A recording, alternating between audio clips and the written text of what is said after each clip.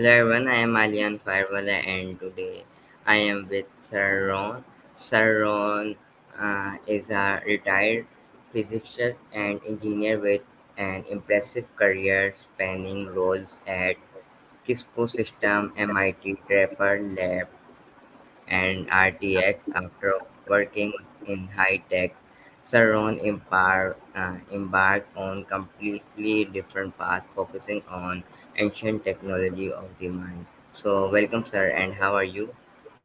I'm well, thank you, Alyan. Thank you for having me on. Thank you so much, sir, for coming in my show. Thank you so much for coming. Okay. So, before moving on to the question, can you please introduce yourself? Sure, my name is Ron Matthews, and I spent about 35 years working as an engineer and physicist in the area of electromagnetics, specifically electromagnetic compatibility and electromagnetic environmental effects. That was my day job, the way I earned money, so to speak.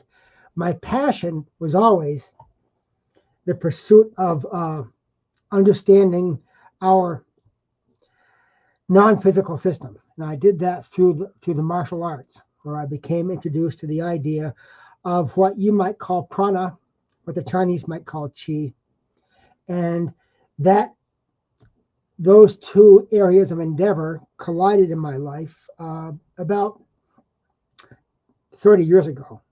And I retired from my professional career and have devoted myself to developing a system that I call Master the Science of Miracles.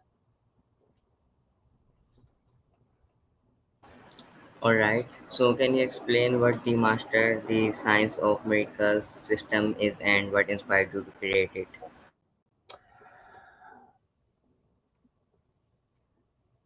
What inspired me to create it was I became aware of remnants of this system, which goes back over 10,000 years.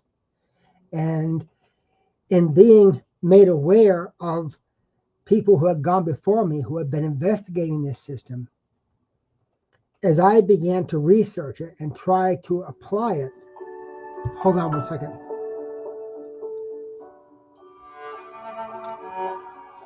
Sorry about that. Um, as I began to try and apply this system to my own life, I discovered that it was incomplete.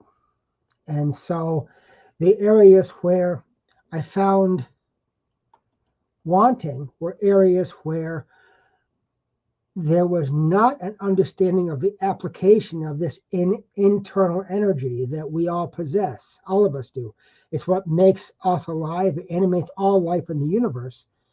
And as I began to research it further, I discovered that when I made some adjustments based on what I knew from endeavors related to the martial arts, are called in Chinese Qigong, or development of this energy, that's when people I was working with began to have profound personal transformations. And so that sparked my interest very much. And that was uh, how this whole thing unfolded. What the system is an understanding of the three parts that make all of us human. You know, we all think that we're just a body that carries around a brain, and that's who we are as humans. We are much, much more than that. And in the ancient cultures that have come down through the millennia, there's an understanding of the three parts of the human experience. In the West, we refer to them commonly as body, mind, and spirit. When this anthropologist back in the 1930s was investigating this in Hawaii, he discovered that the shamans, the traditional healers and holy people of that time, were able to create these miraculous healing events because they had an intimate understanding of these three parts. Not only that, but understanding what the role of each one of those parts of us is and how they can be harmonized into one united being. So the subconscious, the conscious, the subconscious, and the transcendent, or the superconscious, they had an understanding of these parts of us that predated Sigmund Freud and Carl Jung by 10,000 years. And so that's what sparked my interest. That's how I became aware of this and how I picked up the torch, so to speak, and continued their research.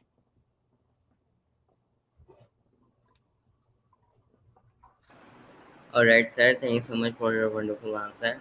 Okay, so now tell me, how has your background in physics and higher math informed the development? That's a good question. When I was becoming aware of these shamans in Hawaii, they're called kahunas. Kahuna means a keeper of the secret.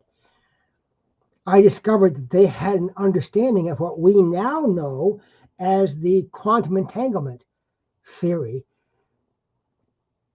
and they were working with it as a working model of how they were able to do what they were able to do. So I refer to these people as the first quantum physicists. And again, they predated Heisenberg and Bohr and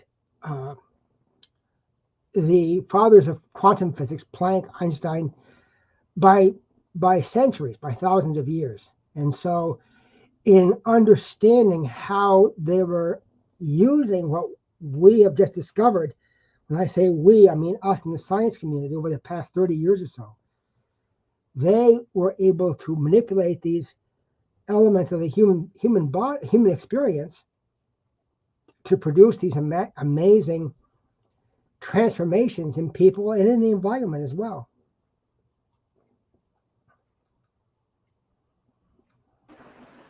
Okay, thank you so much for your answer, sir. Okay, so now tell me, how do you define miracle within the context of your system, and how can people being recognize this in their everyday life? That's a big question, Alyan. Um, Let me first give you the dictionary definition of what a miracle is. According to Webster's dictionary, a miracle is an effect or extraordinary event in the physical world that surpasses all known human or natural powers and is ascribed to a supernatural cause. Now, let me tell you why I believe that definition is incorrect, or it's intentionally false. It is a definition with an agenda. And the agenda is to create a belief, a subconscious belief in a given culture. I'm from the United States, and so we are immersed in this media that is constantly reinforcing the notion that human beings are limited, that we're just a little more than smart monkeys. When in fact, we are so much more than that. And so this definition, which refers to a supernatural cause, in fact, that so-called supernatural cause resides in every single one of us. It resides in you, resides in me, all of your friends, all of my friends, my family, every human being on the earth has the ability to create these profound transformations. And that's what the definition of a miracle is. As I define it, these are things that everyone can do. We were born with this ability, and it has been educated out of us. There was a think tank that formed at Harvard University back in the 70s. The think tank was called Project Zero. It was led by Professor Howard Gardner. And the purpose of the think tank was to understand how humans acquire learning from birth until adulthood. What they discovered was, number one, Children are born on, in normal parameters. Normal children are born with the innate ability to process information at the level of Einstein or Planck or Da Vinci, and that as development occurred, they began to lose this genius ability. And the most precipitous drop in this ability began around the age of 7. By the time the study group had reached the age of 19 or 20, 98% of the study group had lost their genius mentality. So now the question became, what happened? Why? Why, if we're born with this genius mentality, do we lose it? So they went back. This was a multi-decade study, understand.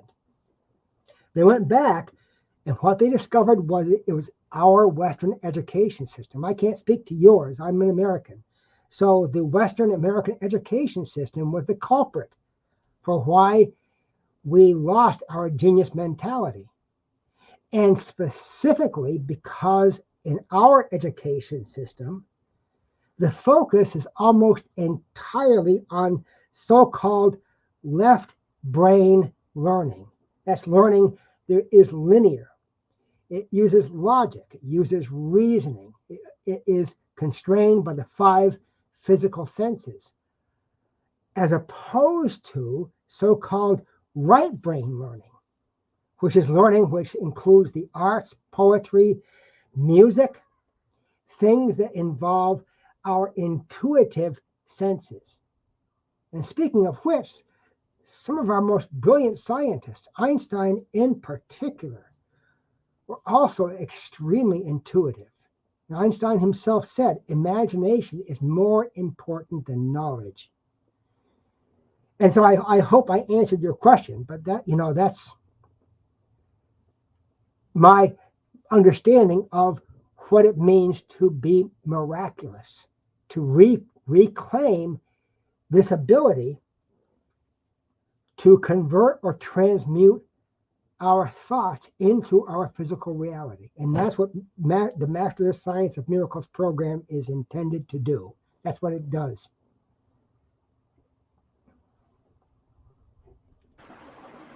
Thank you so much, sir, for this wonderful answer. So, sir, can you tell me? You mentioned ancient technology of the mind. Could you elaborate on what these are and how they work in today's world? A large part of what you're asking, I just answered in my previous comment. These technologies of the mind are technologies, and I use the word broadly. Most of the time when we think of technology, we think of computers and cell phones and things that involve uh, semiconductors. We think of AI as being technology, but we as humans are a technology. And these technologies of the mind are those left brain capacities in your side of the world. By and large, and this is a generalization, but by and large, people in the East, in Pakistan and India, have a much greater understanding of things like meditation and the power of thought than we do here in the West. And that's intentional. In the West, that's intentional. Because if we understood how powerful we are, if we understood how we can use these mental faculties, the doorway to which is through meditation, then we become independent. We become needful of nothing. And so that's why these technologies have been uh, stigmatized as being little more than pipe dreams or fairy tales. But these technologies, as I'm calling them, are more real than what we perceive as being our physical reality.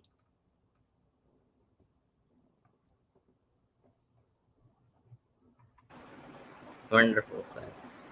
Okay, so what are some key principles behind the master science of miracles that people can apply in their daily life? Well, the first principle is the development of what I call the energy of miracles. And I gave it that name. It is the same thing as developing the internal energy that one develops in Qigong or in yoga. The yoga asanas are, their part of their purpose is to cultivate this prana, but it's used for much more than what we understand it to be used for. So that's the first thing. The second thing, the second principle is to learn how to create a multi-sensory thought form of the thing you most desire to do, to be, or to have. When I say a multi-sensory thought form, think of this for a moment, Alyan. Uh, if there was a time, a memory, if you remember a time in your life when you were happy, you may have been with people that you love and that loved you. It may have been a celebration of sorts. When you felt happy, you felt confident. If I ask you to remember a time like that, and then remember it as though you're reliving it. When you do that, you may find yourself smiling because you're reliving that happy moment.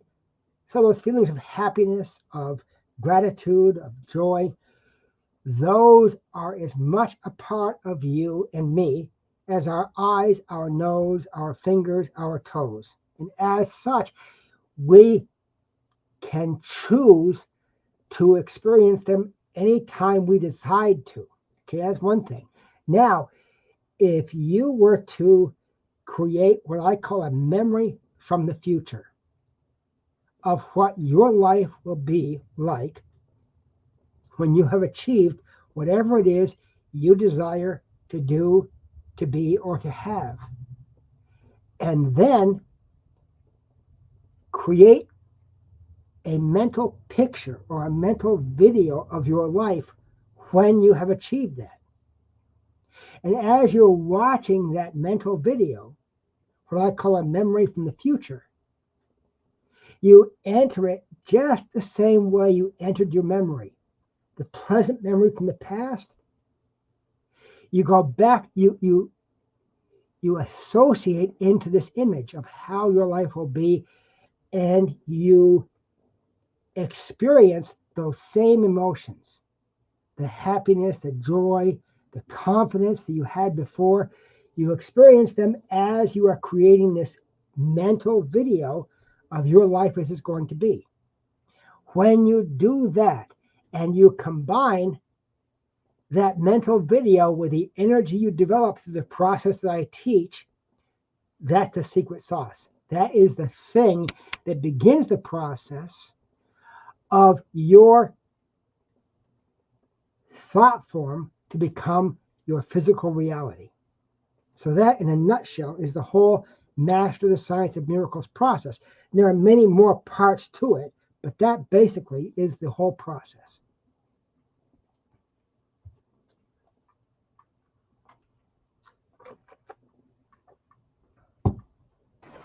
Yes, sir. Thank you so much for answer. So now tell me, how does system differ from more traditional forms of self improvement or mindset training? There are some excellent systems out there. There are systems that are based on what we in the West call the law of attraction. There are systems that are based on learning how to enter the sleep state, what scientists call the alpha brainwave state. And in doing that, when you focus on a thought you focus on while you're at alpha, has a greater effect on physical reality than the same thought focused on in the beta state, which is where I am right now and where probably you are too. And then there is the idea of taking that thought you're focusing on while at alpha and energizing it with that same process I talked about just a moment ago. So, all of these wonderful systems, and there are other systems, all of them claim to be a standalone end all be all. contemporary systems. My premise, my claim is that all of these disparate systems were originally intended to be part of one holistic system. They were all components of a greater system. So, in terms of traditional systems, Master the Science of Miracles is an effort to revivify those traditional systems, many of which have been almost lost to antiquity. And Master the Science of Miracles appears to me and to people I have trained to be a much more complete system than any of the contemporary self-help systems that are available now.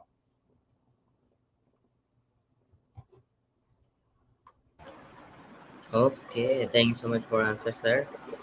So, in your experience, what are the biggest obstacles people face in realizing their potential, and how does your system help them overcome this?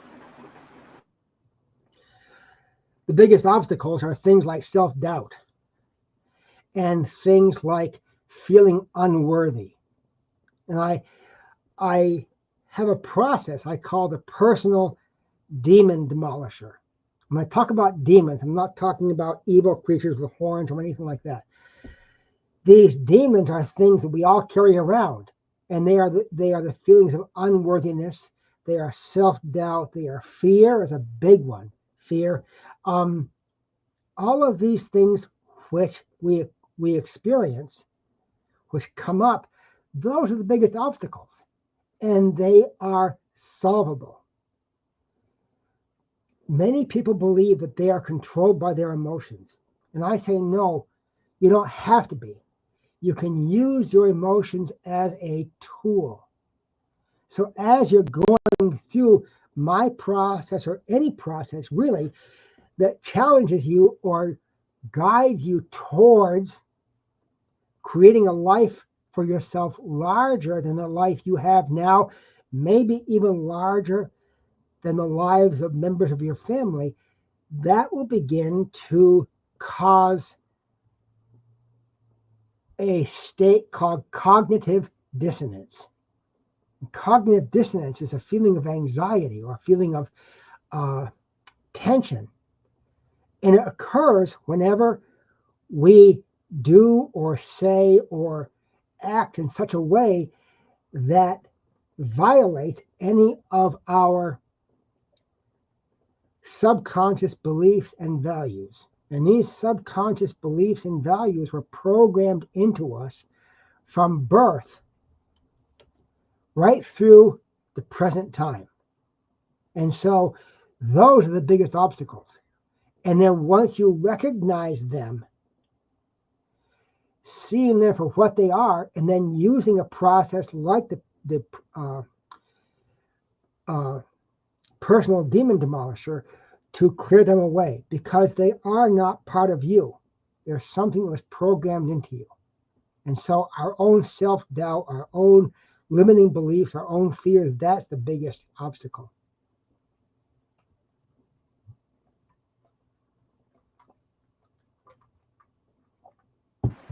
All right, sir. So, my last question is, how do you see the future of master the science of miracles? Where would you like to take this work next? I can't see the horizon, Alyan. It is so big, it is so enormous that I will continue developing this until the end of my days. And what I would like to see this, what I'd like to see happen is for this to be taught to everyone. Right now, I'm in the very early stages of bringing this to the world because I spent many years uh, taking people through the process of Master the Science of Miracles to convince myself that this was the real thing. And once I did that, I took 20 or so people through it, and for every single one of them who did the work, all of them had a profound life transforming experience. Their lives were never the same. I tell people that master the science and miracles is as broad and as deep as the ocean. And that is only because you are as broad and as deep as the ocean. The son in law of the Prophet Muhammad said, "Dost thou reckon thyself but a puny form when within thee the universe is enfolded?" And in fact, we are all the universe in motion. And as we begin to understand that and to express that and to use it to make the world a better place for everyone to live, that's my goal for the Master of the Science of Miracles. And thank you for asking that question. That's no one has asked me that question before, but that's my vision.